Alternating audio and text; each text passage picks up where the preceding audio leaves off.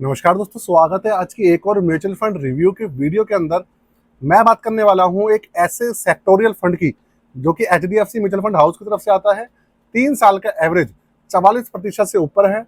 Fund का नाम है एचडीएफसी डिफेंस फंड। एक समय था जब इस फंड ने लोगों के बीच में इतना ज्यादा करिश्मा दिखाया हुआ था, रिटर्न्स की बरसात कर रखी थी। लेकिन एक समय ऐसा भी आया जब इसने गिरावट के अंदर भी बरसात कर दी। लोग निकल निकल के भागने लगे। पूरा defence sector, defence mutual funds, defence ETF के अंदर त्राहिमाम मच गया था। लेकिन फिर भी ये फंड अपने आप में 44% का 3 साल का एवरेज मेंटेन करने में सक्सेसफुल रहा है। तो आज इसका एक मिनी रिव्यू करने वाले हैं। एंड तक बने रहिएगा और चैनल को सब्सक्राइब करके वीडियो को लाइक जरूर करके जाइएगा। दोस्तों शुरू करते हैं। कंप्यूटर स्क्रीन आपके सामने चालू हो चुकी है। फंड का नाम आपके सामने है HDFC defence fund. Direct plan का डेटा है, रेगुलर प्लान भी सेम ही है। एक्सपेंस रेशियो उसके थोड़े से ज्यादा है। रिस्क मीटर इसका वेरी हाई है और इसका जो एनएवी चल रहा है 10 रुपए पे लॉन्च हुआ था आज से 3 साल पहले, अब पहुंच गया है 30 रुपए 22 पैसे पर। अब हम देखते हैं सबसे पहले जो इसके रिटर्न्स हैं उसके ऊपर एक नजर डालते हैं कि रिटर्न्स इसके कैसे हैं। अब अभी देखिए, 3 साल का एवरेज है 44.17%, 1 साल का 15.5%, 6 महीने का 26%, 3 महीने का 30% से ऊपर रिटर्न है और 1 महीने का 5% से ऊपर रिटर्न है।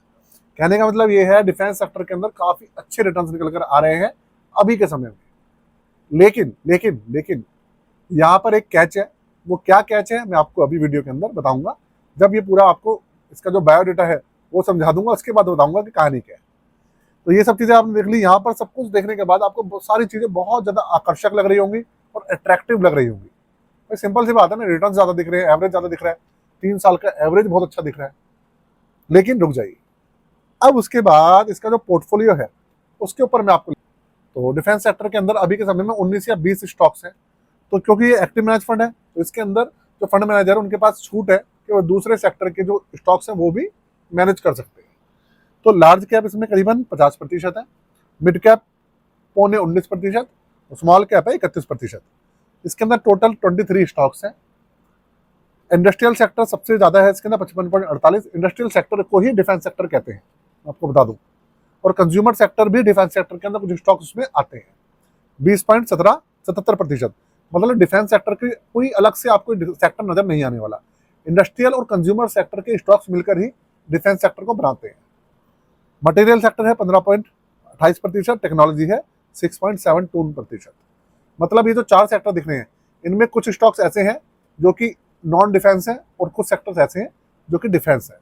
कुछ स्टॉक्स ऐसे हैं जो कि डिफेंस सेक्टर के लिए काम करते हैं, डिफेंस इक्विपमेंट बनाते हैं, उनकी टेक्नोलॉजी बना रहे हैं, उनके लिए जहाज बना रहे हैं, ऐसी टेक्नोलॉजी बना रहे हैं, वो डिफेंस सेक्टर के हैं। जो अलग सेक्टर में काम कर रहे हैं वो नॉन डिफेंस है। इसके जो चार्जेस वगैरह है वो मैं आपको बताता हूँ। 2 जून 2023 को लॉन्च हुआ था, 3 साल इसको हो चुके हैं। निफ्टी इंडिया डिफेंस टीआरआई इसका बेंचमार्क है और ओपन एंडेड स्कीम में रहने वाली है। एक्सपेंस रेशियो 0.71% है इसका। 9,724 करोड़ का इसका टोटल एयूएम है। एयूएम लगातार बढ़ता जा रहा है और 43.27% का इसका टोटल एवरेज है जब से लॉन्च हुआ है तब से लेकर आज तक। वैसे मिनिमम एसआईपी, मिनिमम लमसम वगैरह में शुरू हो जाता है और 1% है इसका एग्जिट लोड। अब एक चीज मैं आपको बता दूं, एक्चुअल में अभी 3 महीने के अंदर डिफेंस सेक्टर के अंदर काफी ग्रोथ देखने को मिली है। इसीलिए जो इसका एवरेज है 3 साल का, 1 साल का, 6 महीने का, वो आपको काफी अच्छा देखने को मिल रहा है। 3 महीने से पहले काफी ज्यादा गिरावट में चल रहा था। तो इसलिए डिफेंस सेक्टर के अंदर कभी तो उतार आता है, कभी चढ़ाव आता है। काफी ज्यादा रिस्की सेक्टर ये रहता है। सब चीजें तो हो गई इस फंड को लेकर। अब बात करते हैं हमारी पोर्टफोलियो सर्विसेज की। देखिए, अगर आप अपना पोर्टफोलियो बनवाना चाहते हैं, रिव्यू कराना चाहते हैं या रीबैलेंसिंग कराना चाहते हैं तो चार्जेस है 999 रुपए।